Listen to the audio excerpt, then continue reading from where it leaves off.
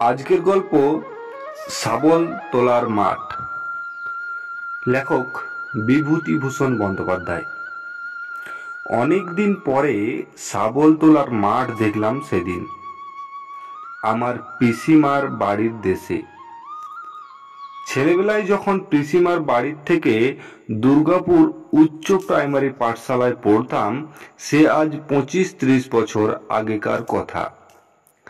পিসিমা মারা যাওয়াতে সেই গ্রামে আর যায়নি কখনো।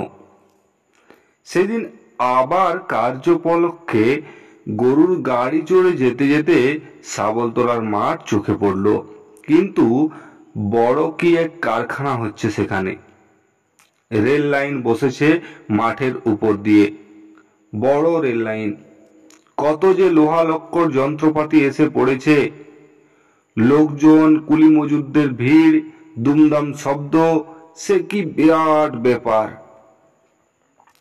চালাঘর ও তাঁবু চারিধারে। ইঞ্জিনিয়ার ও ওভারসিয়ারদের দল খেটে খেটে সারা হলো। পাঞ্জাবি কন্ট্রাক্টরের মোটর দাঁড়িয়ে রয়েছে, তারের খুঁটি বসানো হচ্ছে, ইলেকট্রিকের ও টেলিফোনের তার খাটানো হবে। ইট বোঝায়, কাঠ বোঝায়, লরির ভিড় নতুন তৈরি চওড়া রাস্তাগুলোর উপরে। চুনের ধুলো, সিমেন্টের ধুলো উঠছে বাতাসে। এ কি হলো? আমার সেই ছেলেবেলাকার শাবলতলার মাঠ কোথায় গেল? সত্যি তা নেই। তার বদলে আছে কতগুলো তাঁবুর সারি, ইট খোলা, পাথুরে কয়লার স্তূপ, চুনের ঢিপি, কাঠের ঢিপি, লোকজনের হইচই, লরির ভিড়। আজ সকালে মার্টিন লাইনের ছোট স্টেশনে নেমেছি। গরুর গাড়ি করে চলেছি পিসিমার বাড়ির গ্রামের পাশে একটা গ্রামে, মেয়ের বিয়ের পাত্র খুঁজতে। রাস্তার ধারে পড়ে শাবলতলার মাঠ। হঠাৎ দেখি এই অবস্থা তার। গরুর গাড়ির গাড়োয়ানকে বলি, হ্যাঁ রে, এটা শাবলতলার মাঠ না? হ্যাঁ বাবু। কি হচ্ছে এখানে? কি জানি বাবু, কলকারখানা বসেছে বোধ হয়। তা কত দূর নিয়ে? তা বাবু অনেক দূর নিয়ে, ওই বাজিতপুর, মনসাতলা, ছাওয়ালমারি, বেদেপোতা, হাঁসকালির চোড়া পর্যন্ত। গ্রামগুলো সব কোথায়? সব উঠিয়ে দিয়েছে বাবু।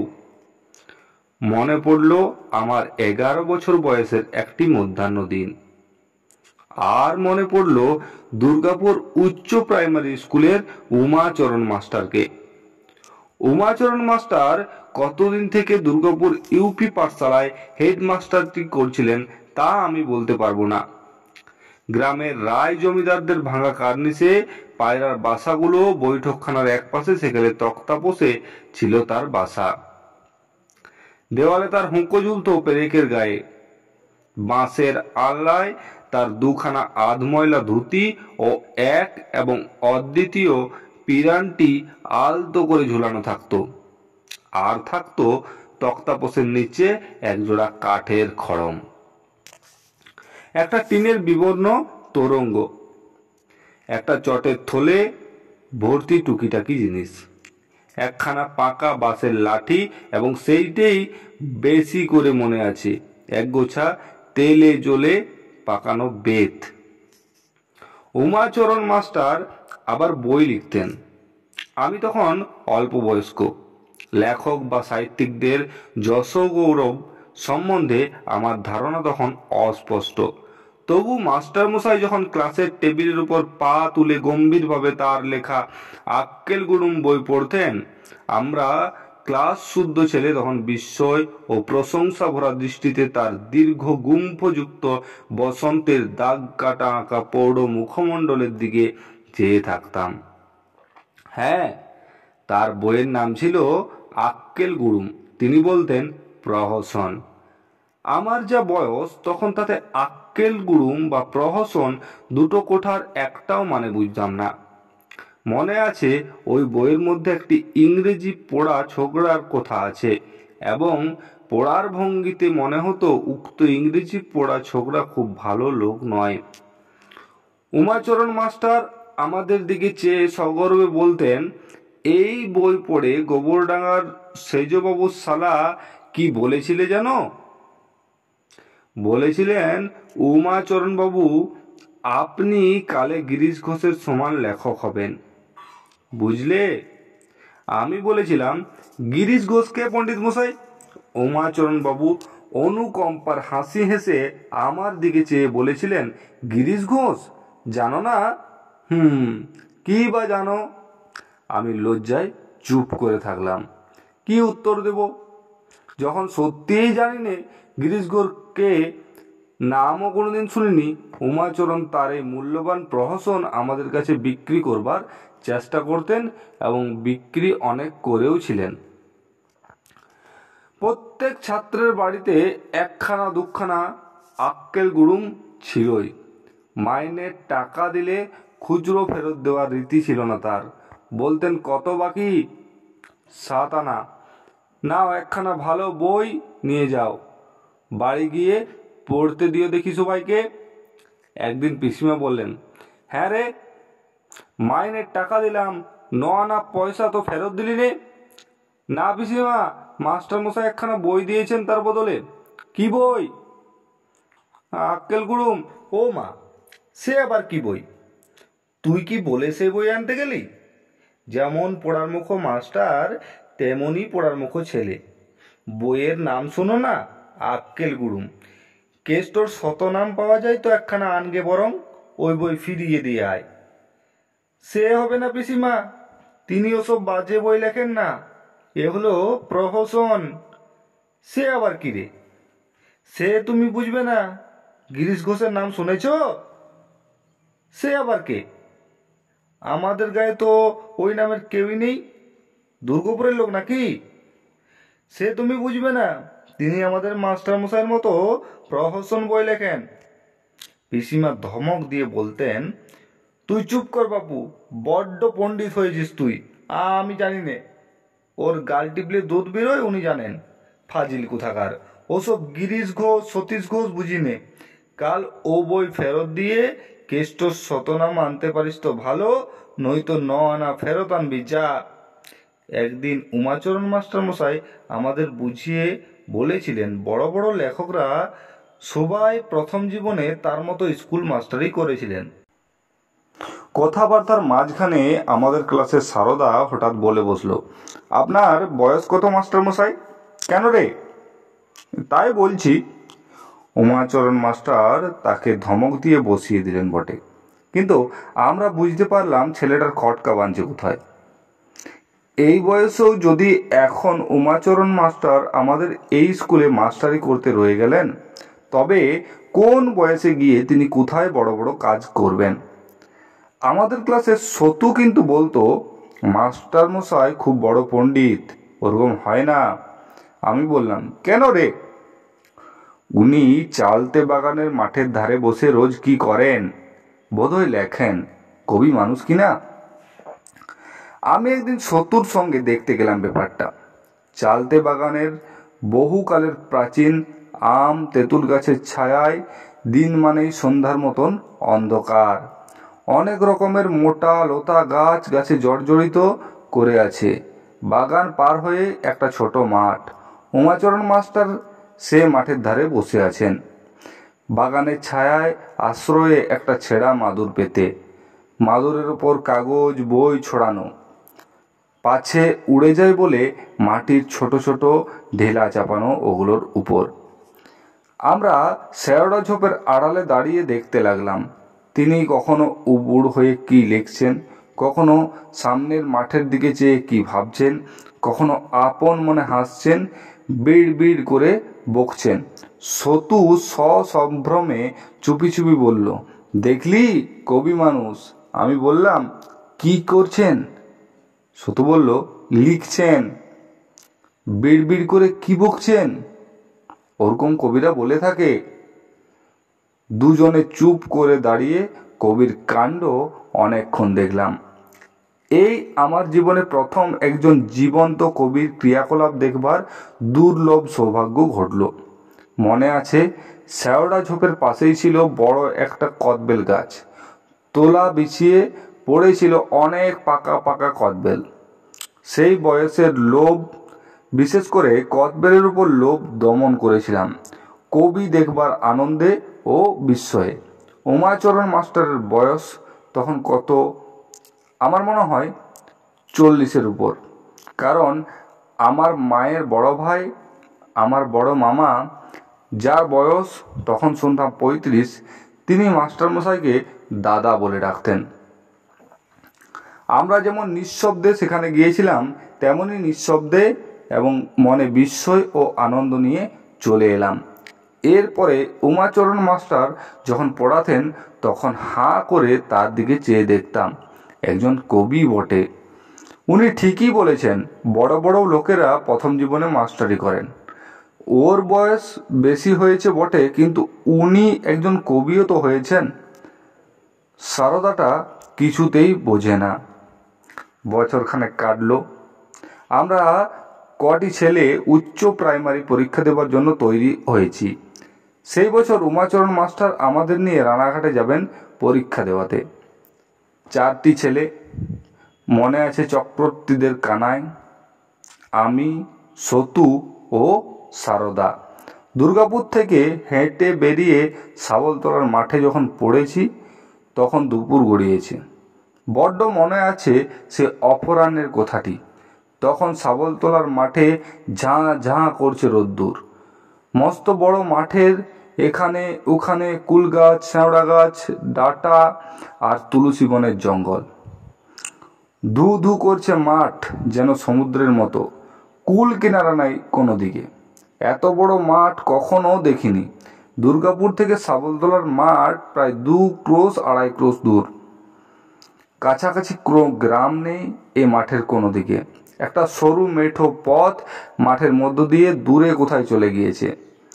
কি একটা ফুলের গন্ধ বেরোচ্ছে দুপুরের রোদে। আমরা সবাই ছেলে মানুষ, ক্লান্ত হয়ে পড়েছি। উমাচরণ মাস্টার বললেন, যাও সব গাছতলায় একটু বসে নাও। আমাদের প্রত্যেকের কাঁধে একটা করে বোঝকা। তার মধ্যে আমাদের বইপত্র আছে, কাপড় গামছা ও কাঁথা আছে। থাকতে হবে নাকি হোটেলে। আমরা বোঝকা নামিয়ে একটা কুল গাছের তলায় সবাই বসলাম। মাস্টারমশাই বললেন, দেখো তো কুল হয়েছে কিনা। সতু দেখে বললে, কুল হয়েছে, ছোট ছোট, খাওয়া যাবে না। কানাইয়ের মা ওকে সেখানে গিয়ে খাবার জন্য নারকেলের নাড়ু আর রুটি করে দিয়েছিলেন পুটুরিতে।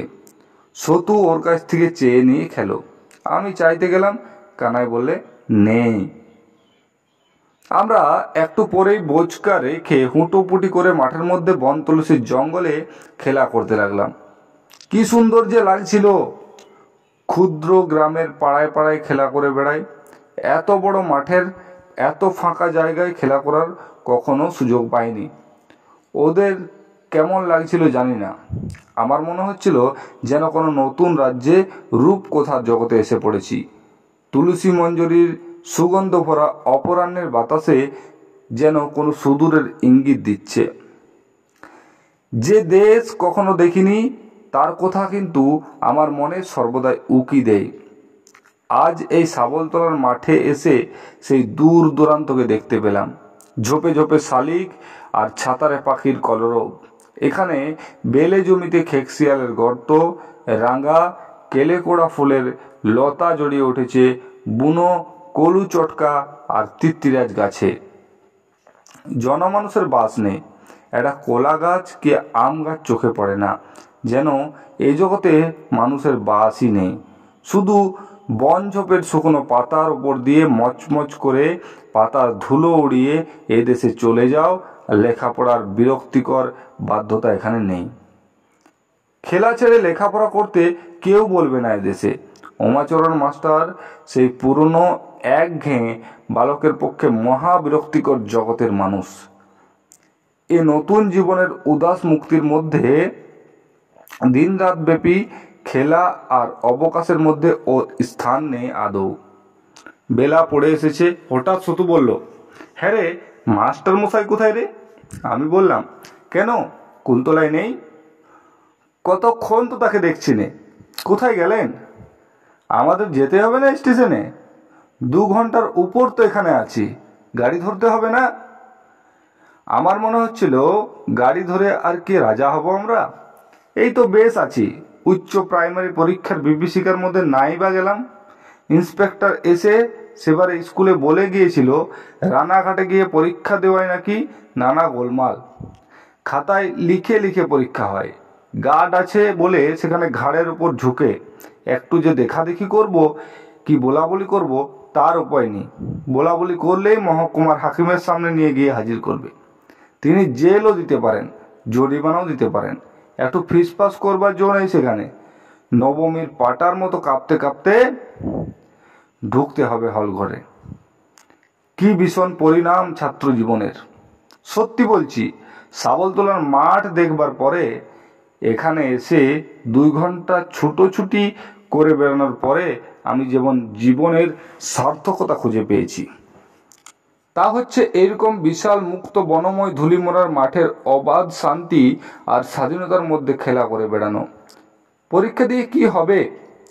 কানাই এসেও বললে, আমরা যাব কখন মাস্টারমশাই? কোথায় যাব? সত্যি তো, তাকে কোনো দিকে দেখা যাচ্ছে না। সবাই মিলে খুঁজতে বার হওয়া গেল। সতু ডাকতে লাগলো, ও মাস্টারমশাই, মাস্টারমশাই। কোনো সাড়া নেই। সতু ভীতু মুখে বলল, বাঘে নিয়ে গেল নাকি রে? কানাই বললে, দূর, এখানে মানুষ খেকো, বাঘ থাকবে কোথায়? না, নেই, তোকে বলেছে। তবে গেলেন কোথায় বল? আমি বললাম, তোমরা খুঁজে দেখো, আমি এখানে খেলা করি। এমন সময় সারদা হাঁপাতে হাঁপাতে এসে বলল, শিগগির চল, শিগগির আয় আয় আয়, দেখে যা।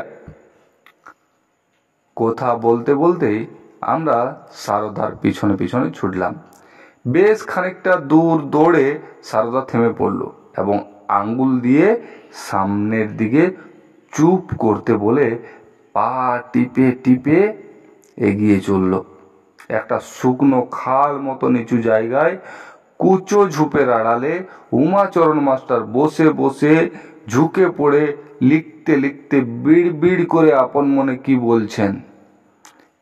এমন কি আপন মনে ফিক করে হাসছেন, যে কেউ দেখলে বলবে উন্মাদ পাগল। অমন তন্ময় হয়ে লিখতে আমরা কখনো কাউকে দেখিনি। অমন ভাবে আপন মনে হাসতেও তাকে কখনো দেখিনি। সতু মুগ্ধ দৃষ্টিতে সেদিকে চেয়ে বললেন, মাস্টার মশাই একজন আসল কবি। সারদাও ওর মতে মত দিয়ে বললেন, হ্যাঁ ঠিক তাই। কানাই ও আমি কোনো কথা না বলে এক দৃষ্টে সত্যিকার জীবন্ত কবিকে চেয়ে দেখতে লাগলাম। আমাদের কত ভাগ্যি যে আমরা এমন মাস্টার পেয়েছি। কানাই একটু পরে বলল, কিন্তু ভাই সন্ধে হলো, ওকে না ডাকলে আমাদের উপায় কি হবে? ডাকি ওকে, কি বলিস? কেউ সাহস করে না। সারদার মনে কবির প্রতি শ্রদ্ধা একটু ফিকে। সে দু একবার আমাদের উপস্থিতি জ্ঞাপক কাশির আওয়াজ করলে। সতু চুপোচুপি বললে, এই আসতে। সারদা বললে, হ্যাঁ আসতে বই কি, আমরা মরি এখানে এই মাঠের মধ্যে সন্ধ্যাবেলা, বাঘে ধরুক সব শুদ্ধ। বলে সজোরে একবার কাশির আওয়াজেই করতেই উমাচরণ মাস্টার চমকে পিছন ফিরে চালেন। সারদা বলেন, আসুন মাস্টার মশাই, সন্ধ্যের দেরি নেই যে, স্টেশন এখনো অনেকখানি রাস্তা। উমাচরণ মাস্টার ব্যস্ত হয়ে কাগজপত্র গুটিয়ে বগলে করে নিয়ে আমাদের কাছে উঠে এলেন শুকনো খাল থেকে। অপ্রতিভের হাসি এসে বললেন, তাই তো, বেলা গিয়েছে দেখছি, চল চল। তারপর পেছন দিকে চেয়ে বললেন, জায়গাটা বড় চমৎকার না? সতু সশ্রদ্ধ সুরে বললেন, এখানে কি করছিলেন মাস্টার মশাই? কি আছে ওখানে? উমাচরণ মাস্টার ধমক দিয়ে বললেন, সে তুই কি বুঝবি? সিনারি কাকে বলে জানিস? চমৎকার সিনারি ওখানটাতে, কবিতা লিখছিলাম। কি চমৎকার মাঠটা, বুঝিস কিছু? আমার চোখে যে এই অপরাহ্নে এই মাঠ অদ্ভুত ভালো লেগেছে, মাস্টার মশাইয়ের কথার মধ্যে তার ছাই পেয়ে আমার মন আরও খুশিতে ভরে উঠল। আমি নতুন দৃষ্টি পেলাম সেই দিনটিতে, উচ্চ প্রাইমারি পরীক্ষা দিতে যাবার পথে উমাচরণ মাস্টার কত বড় শিক্ষকের কাজ করলেন সেদিন, তিনি নিজেও কি তা বুঝলেন? আমার কথা এখানেই শেষ। উমাচরণ মাস্টারের ইতিহাস এখানেই শেষ। প্রায় 30-32 বছর আগের কথা সেসব। উমাচরণ মাস্টার আজ বোধহয় আর বেঁচে নেই। বড় হয়ে উমাচরণ চক্রবর্তী বলে কোনো কবির লেখা কোথাও পড়িনি, কারো মুখেও শুনিনি। তাতে কিছু যায় আসে না। যশোভাগ্য সকলের কি থাকে? আজ এতকাল পরে সাবলতলার মাঠে এসে আবার মনে পড়ে গেল বাল্যকালের সেই অপূর্ব কথা। মনে পড়ে গেল উমাচরণ মাস্টারকে। দুঃখ হলো দেখে সাবলতলার মাঠ একেবারে ধ্বংস হয়ে গেছে। মুছে গিয়েছে সে সৌন্দর্য, সে নির্জনতা। উমাচরণ মাস্টারের জন্য মনটা এতদিন পরে যেন কেমন করে উঠল। সমাপ্ত।